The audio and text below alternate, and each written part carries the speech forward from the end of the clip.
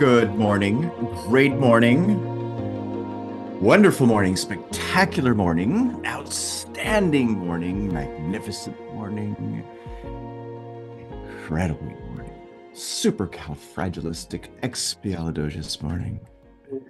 Again, that beautiful reminder Yeah, I get to that you choose. get to choose, Go that we potty. all get to choose.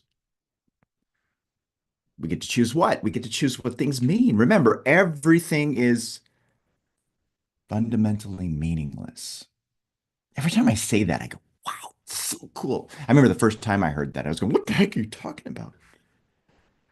What do you mean everything is fundamentally meaningless? Yeah, it's true. Everything just is.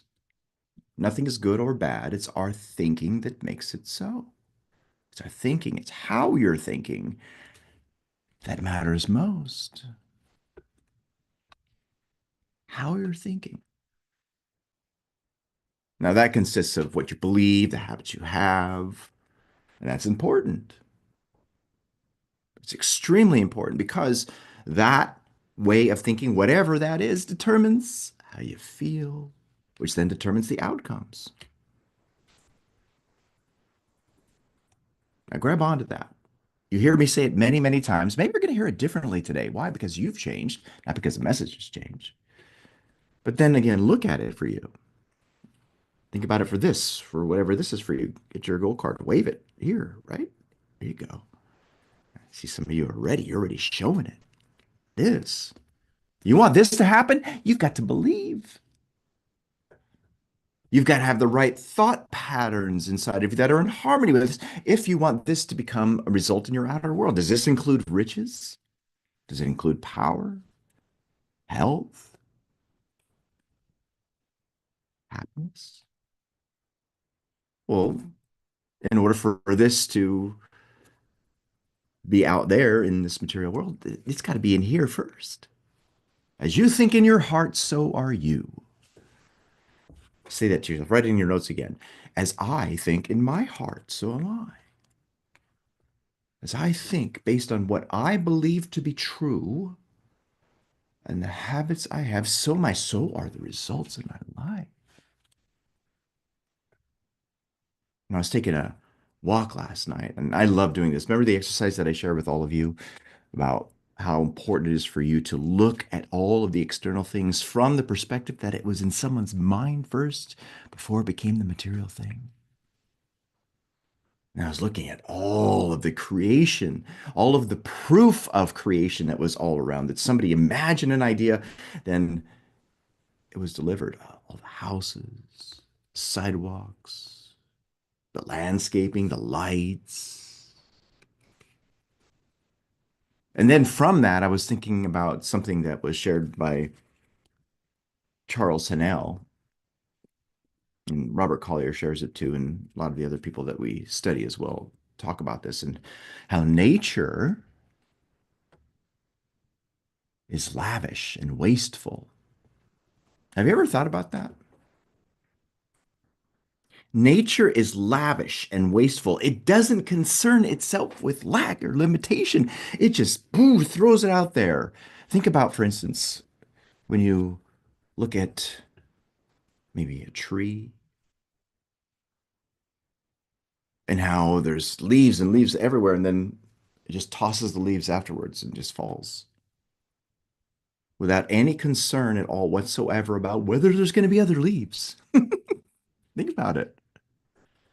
All the blades of grass, the air. Now, this is important because you're part of nature. If there is limitation in you, it's not because that's what's in your nature. It's because that's what's normal to you. That's how you've been used to thinking. You're a part of nature. This body here is yours. You've been given these higher mental faculties to be able to, yes, change your environment.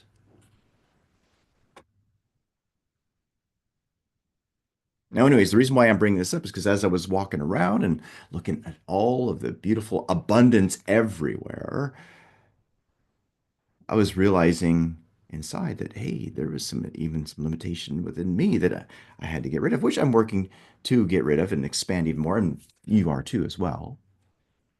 Then I started going, yeah, what the heck? This is not, what the heck? I shouldn't be holding on to this. These beliefs that I have that I can't, whatever, it's not even mine. Not even yours. Think about that.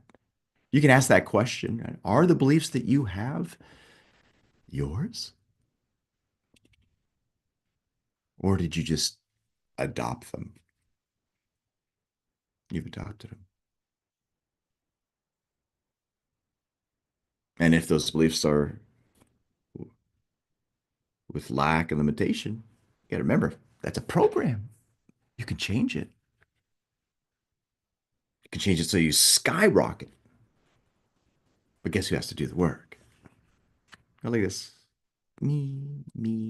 Point at me. Me. You're the one who has to do the work. All right. So make sure you have this, the Master Key System by Charles Haanel. Beautiful, beautiful masterpiece. Oh my gosh, it's so freaking good. Make sure you have this. Make sure you're marking it up. Don't worry about keeping it all nice and neat. No, underline the mess out of it, highlight it, embed it within you subconsciously. But more importantly, use it. Ready? Let's go to where we are now.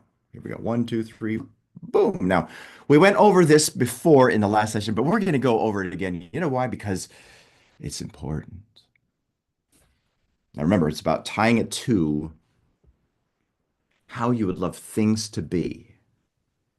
You could tie it to your goal. Now, here in section 29 on page 202, what does he say? By far, the greatest discovery of all the centuries is the power of thought. Remember, thought externalizes itself. You become what you think about most of the time. The world we live in is a world of thought. We live in a thought evolved world, not a physical world.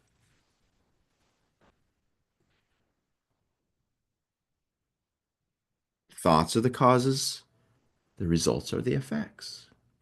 Cause, effect, sowing, reaping. With that being said, the power of thought is where it all is. The importance of this discovery has been a little slow in reaching the general consciousness, but it has arrived. And already in every field of research, the importance of the greatest of all great discoveries is being what? Demonstrated. This is so beautiful because it's being weaved into the paradigm of the world right now. Because paradigm of the world overall has been mostly about the outside in, but isn't it interesting how this is being talked about more? Have you noticed it? You know, it's even interesting above that is it's always been there. Every time I think about that, I go, wow, it's cool. I trip out even when I think about flying. When I see a plane in the sky that's flying, I go, we've always been able to do that. Isn't that crazy? It's like, whoa, all this new stuff that you're seeing, we've always been able to do it. Thomas Troward talks about that so beautifully in all of his essays, and so does Genevieve Berend in Your Invisible Power. We've always been able to fly. We've always been able to do this technology here, and all the other stuff that we do right now. It's just what was missing was the desire to make the change. And through that desire, the discovery of how to do it came about. Where's that happening? In the mind.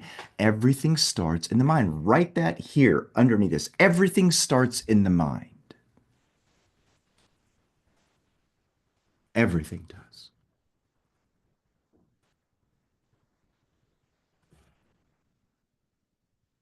Now, this is really cool too. When you look at this last part of this sentence, which is already in every field of research, the importance of this great discovery of all great discoveries is being demonstrated.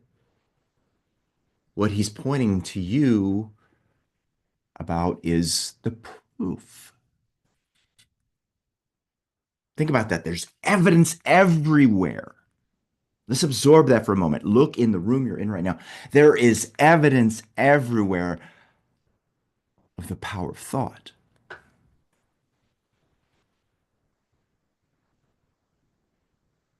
It's everywhere.